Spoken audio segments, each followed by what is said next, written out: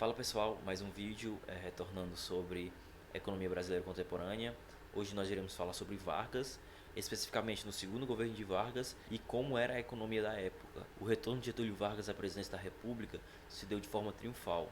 Getúlio concorreu pelo PTB e sua campanha foi baseada na defesa da industrialização e na necessidade de fortalecer a legislação trabalhista.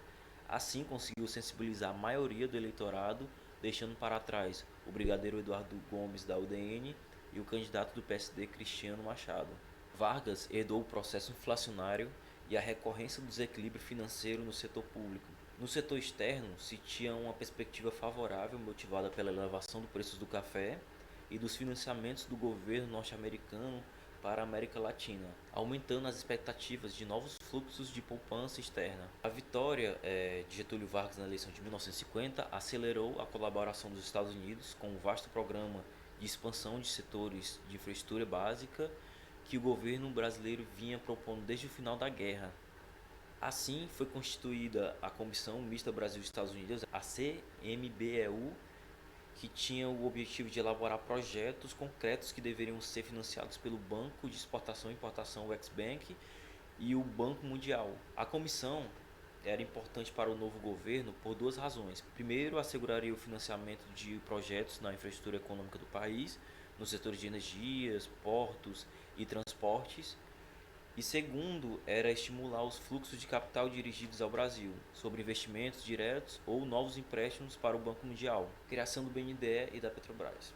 Ocorreram diversos debates para a criação do BNDE, tanto técnicos como políticos, sobre a natureza dos problemas econômicos do Brasil e o papel que deveria caber ao Estado e à iniciativa privada nessas transformações. Com o aporte de 500 milhões do Banco Mundial e do Ex-Bank americano, faltava ao governo brasileiro decidir o formato que financiaria os projetos. Após debates, decidiu-se pela criação do BNDE, que futuramente em 1982 se criou uma diretoria para o banco para financiar projetos na área social, elevando a mudança do nome da instituição para BNDES. Para entendermos a história da Petrobras, temos que entender o contexto e o debate da nacionalização das jazidas de petróleo brasileiras. As recorrentes dificuldades de abastecimento de petróleo reforçou a ideia daqueles que identificavam o setor petrolífero como de caráter estratégico para a economia e a soberania do país. A campanha O Petróleo é Nosso colocou políticos, militares e grande parte da sociedade do mesmo lado. Com isso, foi conferido o monopólio da extração de petróleo à Petrobras, cabendo às companhias estrangeiras o mercado distribuidor de combustíveis.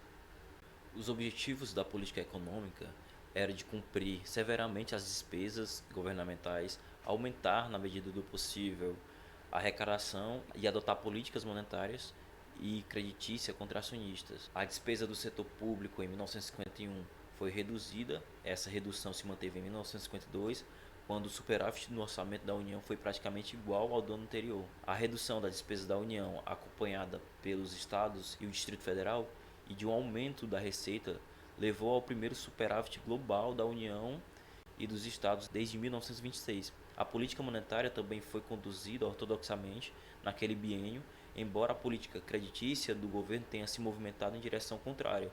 Quanto à evolução da atividade econômica, que é o PIB real, cresceu 4,9% em 1951 e 7,3% em 1952. As perspectivas das transações com o exterior no início do governo Vargas eram animadoras. Além do novo quadro de relações com os Estados Unidos, a situação das transações comerciais externas era bastante favorável, graças à elevação do preço internacional do café. No início de 1953, a conjuntura econômica estava dominada pelo colapso cambial do país, com grandes volumes de atrasos comerciais acumulados e sem ter obtido êxito na redução da inflação. As dificuldades aumentou no final de 1952, quando o candidato do Partido Republicano, o General Eisenhower, venceu as eleições presidenciais nos Estados Unidos. As duas mais importantes e imediatas modificações da política norte-americana para a América Latina foram, em primeiro lugar, como o desdobramento inevitável do acirramento da Guerra Fria, o combate ao comunismo passou a merecer atenção prioritária. Em segundo, foi o abandono da política de Truman. Com relação ao Brasil, logo ficou claro que o governo de Eisenhower não manteria o financiamento aos projetos elaborados pela comissão mista. A partir do não pagamento de dívidas comerciais, o Banco Mundial decidiu interferir na condução da política econômica. Assim, pressionou o Ex-Bank a adotar condições bastante duras para a concessão de um empréstimo de 300 milhões para regularizar a situação e os atrasos comerciais.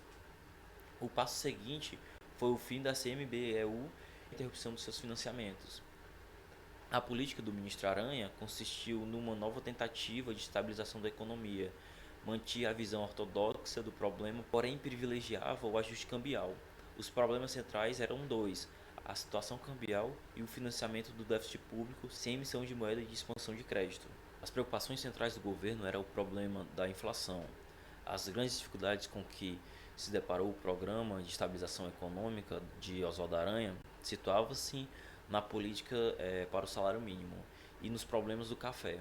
A decisão a respeito do aumento salarial foi procedido de intenção polêmica e tensão política. A proposta do ministro do Trabalho, João Goulart, era de um reajuste de 100%, enquanto o percentual necessário para a recomposição do pico de reajuste anterior era de cerca de 53%.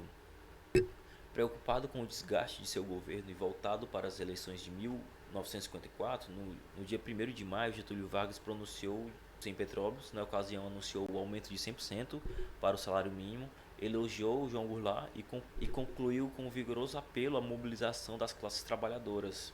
A decisão de ir adiante com o aumento de 100% do salário mínimo contrariou profundamente Oswaldo Aranha e seu principal colaborador, Souza Dantas, que chegou a pedir demissão da presidência do Banco do Brasil.